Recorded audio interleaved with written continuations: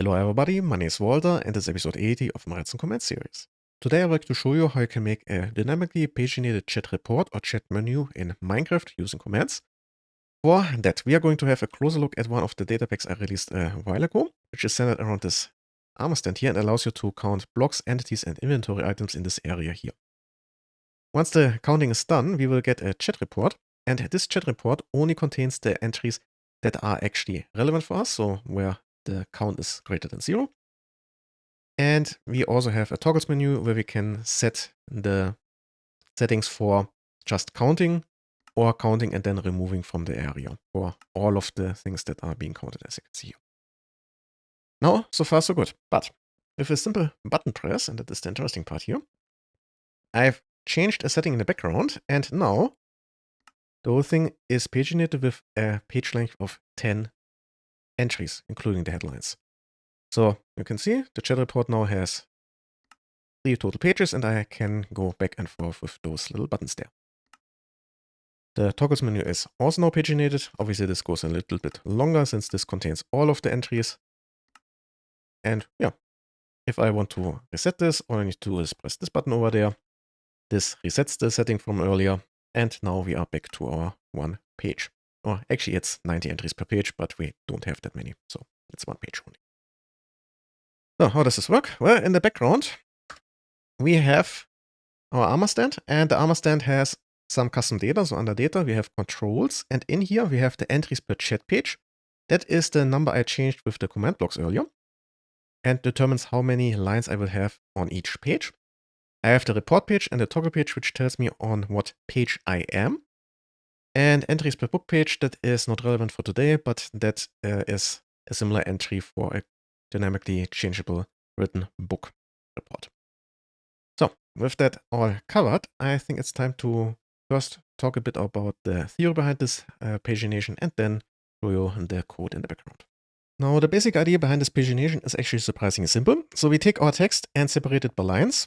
And then for each line, we calculate an index number, which then will determine whether it's shown or not. The starting value of the index is just the lines per page we want to display. This is only the dynamic part though.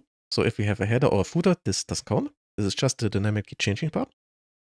And that number gets multiplied with the current page number. So in this example, let's say we want 3 lines per page, and we are on page 1, then the starting value is 3. And now the index for each line is calculated by the previous index minus 1, and that repeats itself. So we get a nice little sequence counting down. Now, to determine whether the line needs to be displayed or not, we just check if the index is in the range from 0 to lines per page minus 1. That's the entire story. Because if you look here, we are on page 1 and we are showing lines 1, 2, and 3. If we go to page number 2, that will shift the index and we have lines 4, 5, and 6. And the same happens at our page number 3. And we automatically shift the visible window further down. That's the entire idea behind the pagination here already. Now, by further manipulating the index, we can actually implement some rather interesting behavior. So here are a few tricks for this type of pagination. The first one is skippable lines. So you already saw it in the chat report earlier, where only the lines or entries were shown where the count was greater than 0. Everything else was simply skipped without shortening the pages. Now, how does this work? Well, pretty simple. We have our standard setup here. And let's say we want to skip line number 3. So we have a condition. We check additionally to the index range, and it tells us, okay, this line has to be completely ignored. Now, all we need to do is apply the same condition to the index change right before the line number 3. So this turns to 0. The index changes move 1 down, and that automatically shifts all of the lines 1 up on the pages. So the first page now has lines 1, 2, and 4, skipping line 3. And that's already the entire story. Just make sure the same additional condition applies to the index decrement and the line being shown up. With that, we get to the second one, which is artificial page breaks. So you are at the end of a chapter or whatever, and you want to start on a new page. Now, how can you do this? Again, we have our starting setup. And in this example, let's say we want to add a page break right after line number 1. So we have our index change to line number 2 already. And all we need to add to this index change is the remainder of the current page. And this is easily calculatable by just taking index modulo lines per page.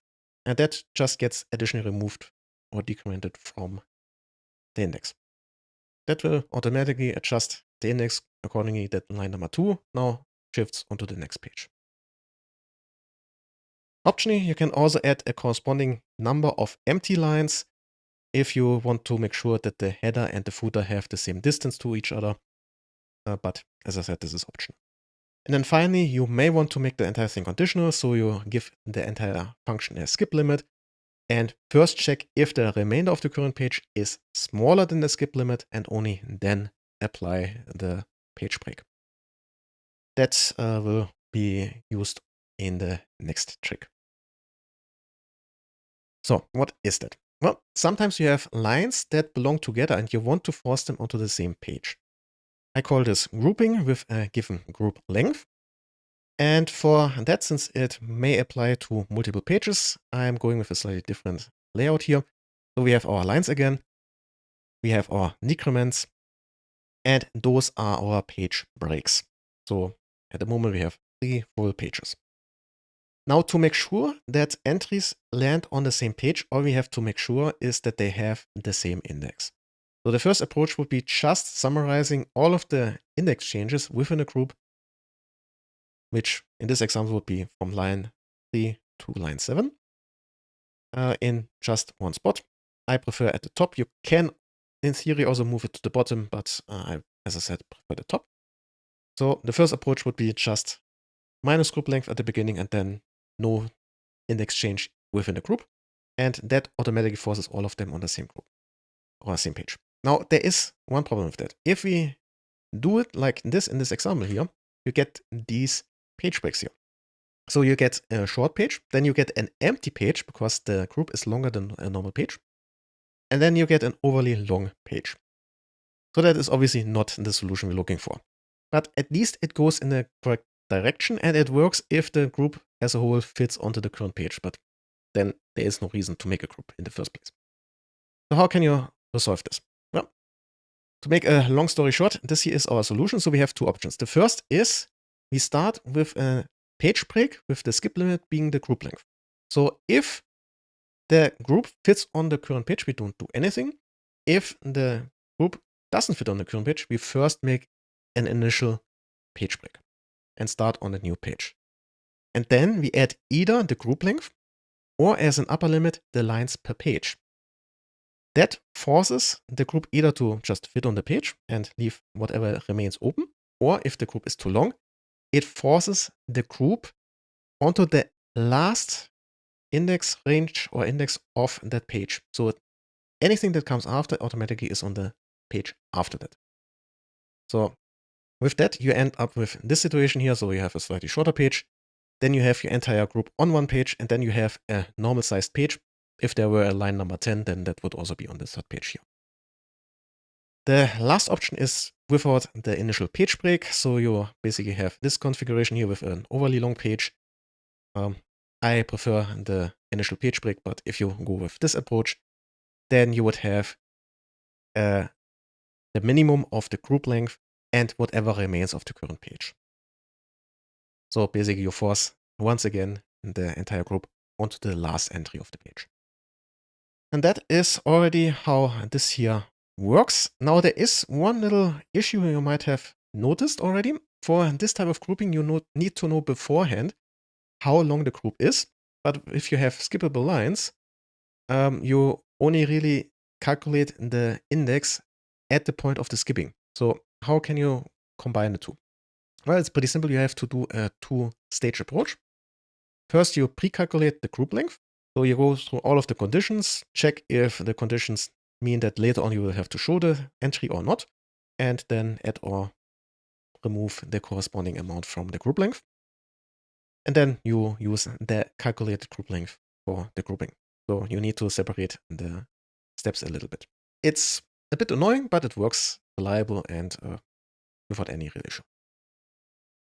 And that brings me to the last part. You saw it earlier. There was the option to go to the next and the previous page if a multi-page report was available. So let's talk about the navigation. So first of all, how can you calculate whether you are on the first, the last page, a page in the middle, or something like that? Well, it's pretty simple. The first page is characterized by, well, being on page 1. No surprise there. The last page is characterized by the index not being negative once you have gone through the entire dynamic part of the text. That's already the entire story. And if you combine the two, you get this little table here.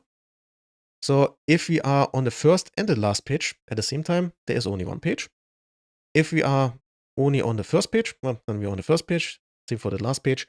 And if we are on neither, well, then we're somewhere in the middle. And subsequently, we have to show either the previous and or the next page button. And that's already the entire story about the navigation. And with that, it's time to have a closer look at the implementation I showed you earlier. So this here is the first function that is relevant and gets called during the load or reload of the game, and just initializes a few things. So for one, we set the toggle page and the report page to 1. And then if it doesn't already exist, we set the entries per chat page with an initial value of 90 and the entries per book page to 12. Although that is not overly relevant right now. On a side note, add self is the armor stand, since all of the functions today will be executed by the armor stand. And with that out of the way, it's time for the toggles menu. So since we have to do a lot of math, the first step is preparing a scoreboard objective, here called the sector 2 counter, a simple dummy objective. Next up, I prepare my entries per page, which will be required for the index comparisons later on, by retrieving that entries per chat page from the NBT data and storing it as a score. And then I just make sure that score is at least 10. So I don't want ultra short pages. Then I prepare my index, which in this example here is called report line and appears a few more times, obviously. And first, I retrieve again the entries per chat page and store it in there. Then I retrieve the current toggle page and store it in the score of the armor stand. Make sure this is at least 1, so we're not on page 0 or negative. And then I just multiply the two numbers to get the correct starting index. And with that, it's already time for the text, which starts with a static header. So this header is always shown in the same way. And then we get to the dynamic part. So here you can already see the pattern emerging, decrement the index, and then check if we are between 0 and the entries per chat page, -1. And if that is the case, then display, in this case, the headline. Now, following that, we have a series of function calls, but if we go in there, you can see this pattern is not broken. So we have decrement the index, and then we have 2 lines. And if you look at them, aside of the text slightly being different, the first one checks if the armor stand doesn't have a tag. And the second line checks if the armor stand has the tag. So only one of the 2 lines is shown at a time. And subsequently, the pattern is not broken with that. And that repeats itself over and over until we get to the entity toggles. And here we start with a conditional line break. So let's have a look at this function. So it starts by calculating the remainder of the current page. And if that is 0, which means that the empty line would be at the top of the next page, we use run return to stop the function here. So we are not adding an empty line if we are at the top of a page. The run scoreboard here is just used to get rid of my temp score, which is a little bit of cleanup if we stop early. If we don't stop early, well, then I'm adding, then I'm decrementing the index again, adding an empty line if in the correct range, and then finally the cleanup I didn't do earlier. With that, we get to the next line, which is a conditional page break with a skip limit of 2. So I want to avoid having the following header at the bottom of a page and then the first entry on the top of the next page. That is the only reason I have this conditional page break in there. So let's have a look at the conditional page break. So again, I calculate the remainder, and then I make sure the remainder is below the skip limit. If not, I stop here, again, getting rid of the temp score. If it's 0, so we have reached the bottom of the page, it also stops at this point. If that is not the case, then I add one empty line, so decrement the index, add the empty line, and then I recursively call the same function again. So I add empty line after empty line until I hit the bottom of the page. So that is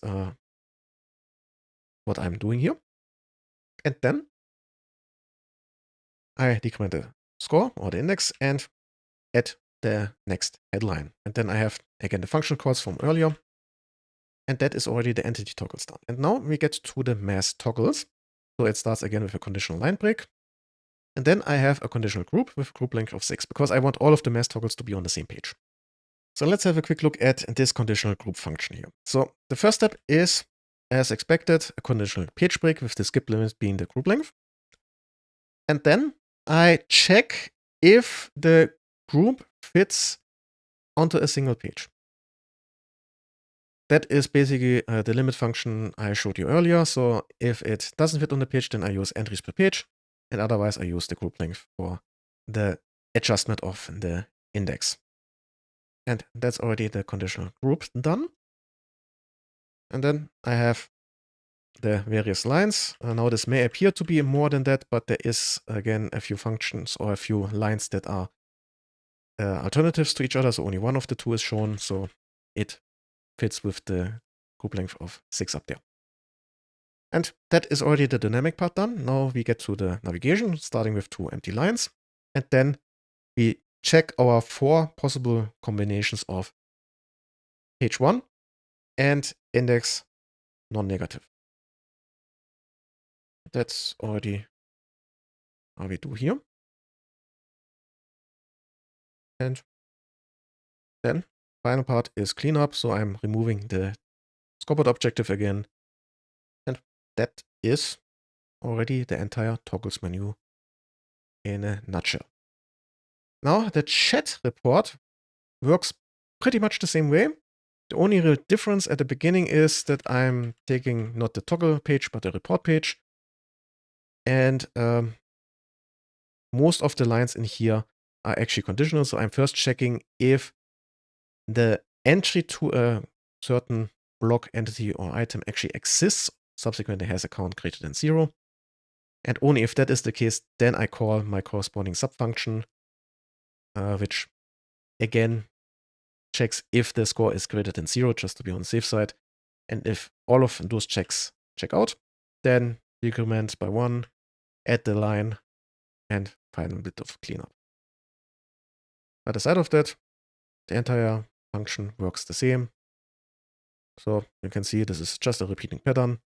And then at the end, we have again our navigation. And with that, we've reached the end of this episode about dynamic chat pagination. I hope you enjoyed it. I wish you a nice day, and well, see ya.